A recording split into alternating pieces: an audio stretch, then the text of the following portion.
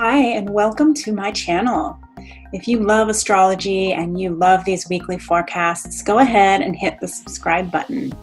If you'd like to work with me privately, you can find me at nathacampanella.com. All right, well, let's get started.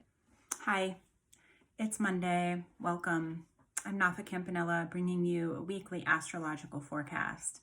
I make these ones very short, and if you are wanting more information, if you're wishing that I would go more in depth and explain things further, I do that every single week in my membership group. It's called Hidden Wisdom, and it's not open for enrollment right now, but it will be in September. So keep an eye out for when that opens. So we're talking about the week of July 27th through August 2nd. So we have some things going on behind the scenes that ultimately don't look very big, and yet here we are still really feeling them. The intensity of the summer is not letting up. It's just changing a little bit. Astrologically, of course, you guys, it's going to be pretty thick for the next while through 2020. So what you can do is really be as conscious as possible of the things that are showing themselves in your life, the conflict that you would like to resolve, the old conditioning, the old patterning that's showing up that you're starting to see with new eyes, because that's really the work. That's really what we can control right now. So that brings me to our Mars retrograde shadow period, which began on the 24th, a few days ago. So the cool thing about this is that when Mars slipped into 15 degrees of Aries, which is where it is now, well, it's moved a little bit since then, but that is the final degree that Mars will travel backward to in the retrograde period, which begins, I believe, in September. Mars is in Aries right now. It will be retrograde in Aries the whole time. And Mars in Aries is a very clean, clear, crisp energy because Mars rules Aries.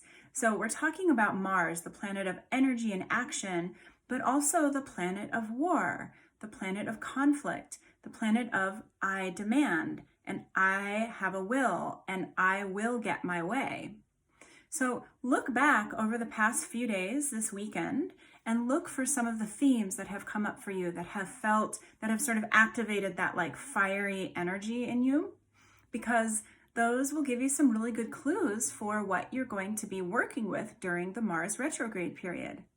So remember, retrograde periods are time periods where we have to go back and we have to complete old work. We have to see things in new ways. We have to revisit. We have to revise. So we're at the very beginning of what will eventually be an official Mars retrograde. But if you're paying attention, you can get some great info and get a head start. All right, so we also have the second pass of Jupiter in a sextile to Neptune. This is a year-long transit that's been happening. This brings in this sense for all of us this year of optimism and inspiration. So here's what's happening is that, of course, we have all of this heaviness. We have all of these fears that are being sparked in all of us. We have uncertainty. Nobody knows what the hell is going on.